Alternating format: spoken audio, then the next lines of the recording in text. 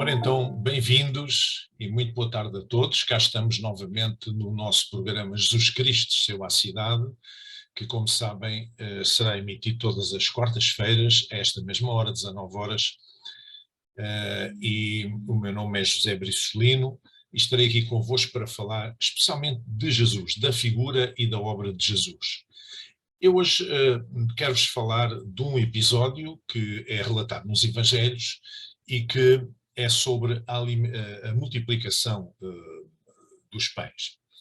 E, de facto, é um episódio muito interessante e começa por, o evangelista João começa por dizer que Jesus viu uma grande multidão e teve compaixão deles, porque eram como ovelhas que não têm pastor, e começou a ensinar-lhes muitas coisas. Ora bem, estamos a falar de um grupo, mais à frente compreendemos que era constituído por milhares de pessoas, só homens eram 5.000, e portanto nós podemos pensar naqueles teatros gregos da antiguidade, que eram normalmente construídos no sopé de uma colina. Na parte de baixo era o palco, era construído o palco, e depois monte acima, nos socalcos, iam-se criando em sistema de anfiteatro, digamos assim, as bancadas onde o público podia assistir.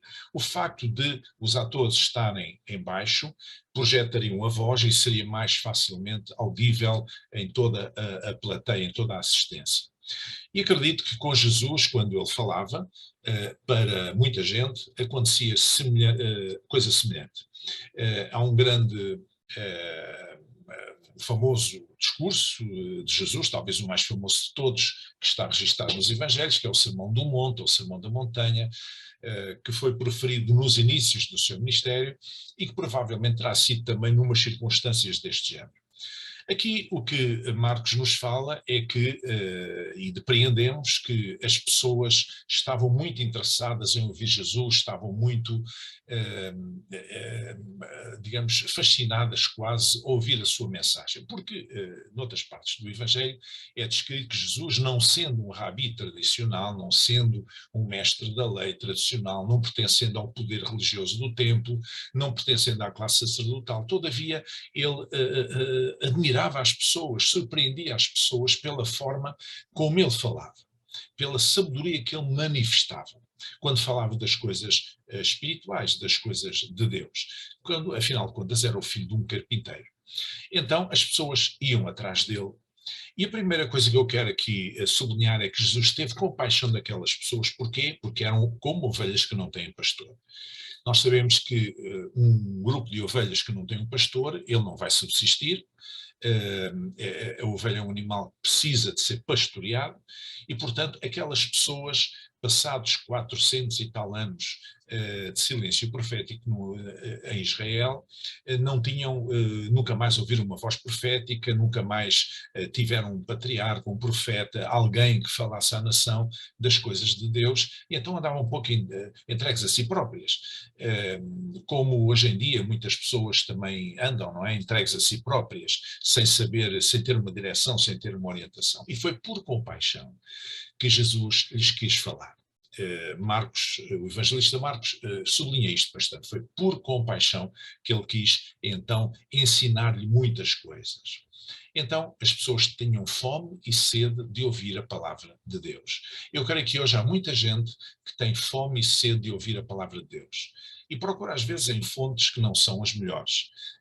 Em vez de ir realmente à fonte da Bíblia, da palavra, e compreender aquilo que Deus quer dizer.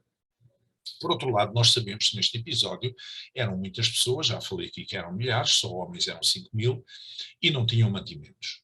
E as pessoas, ao ficarem embevecidas a ouvir Jesus durante horas a fio, esqueciam-se até do tempo, esqueciam-se que não tinham almoço, e a certa altura os discípulos chegaram ao pé do mestre Jesus e disseram: olha, se calhar é melhor despedi-los para eles irem às suas aldeias, porque já é muito tarde e, enfim, eles precisam de comer, não é?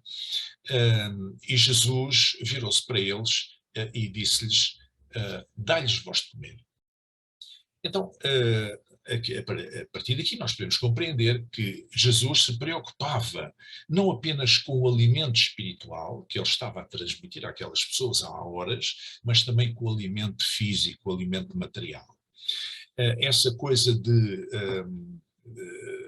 algumas pessoas se preocuparem apenas com o alimento espiritual e não com o alimento natural ou físico é um desequilíbrio, porque Deus quer que nós sejamos equilibrados, que nós nos alimentemos fisicamente, para que o nosso corpo possa subsistir, mas também que nos alimentemos espiritualmente, que o homem é um ser espiritual, e, portanto, nós precisamos desse alimento espiritual para poder subsistir enquanto pessoas que também são essencialmente espirituais. Então, Jesus preocupou-se com essa necessidade e disse aos discípulos: dá-lhes vós de comer. Os discípulos ficaram quase em choque, mas como é que nós vamos dar de comer? Nós não temos aqui nada. Jesus disse: procurem, tentem ver se há alguém que trouxe fardel, alguma coisa, arranjem alguma coisa. Vejam lá o que é que conseguem encontrar. Então eles foram pesquisar e encontraram um menino que tinha levado um lanchinho. E esse lanchinho era constituído por 5 pães e 2 peixes. Então eles pediram ao menino para trazer aquele lanchinho para mostrar a Jesus, e Jesus perguntou: então o que é que tendes? E eles disseram: olha, arranjámos 5 pães e 2 peixes de um rapaz que estava aqui, de um menino que estava aqui, é a única coisa que temos. Mas como é que isto vai dar para alimentar milhares de pessoas? Não é possível. E nós não temos dinheiro para ir comprar. Como é que vamos fazer agora? Então a primeira coisa que Jesus fez foi abençoar aquele pouco, abençoar os 5 pães e os 2 peixes. E isto é aquilo que faz a diferença. Nós, mesmo tendo pouco, quando é abençoado, ele multiplica-se. Muitas pessoas, homens e mulheres de fé, poderiam testificar isto. Como o pouco com Deus aumenta, é multiplicado e dá para suprir as necessidades. Jesus abençoou e depois de abençoar repartiu pelos discípulos. E aqui entramos num outro capítulo, que é o capítulo da partilha. Não é? Os seus discípulos, digamos, eram 5 pães, eram pães asmos, como eram normais ainda hoje no Médio Oriente, sem fermento, eram pães redondos, achatados, e aquilo, segundo as minhas contas, não deu sequer meio pão para cada um dos discípulos do seu colégio apostólico, que estavam ali mais próximos dele.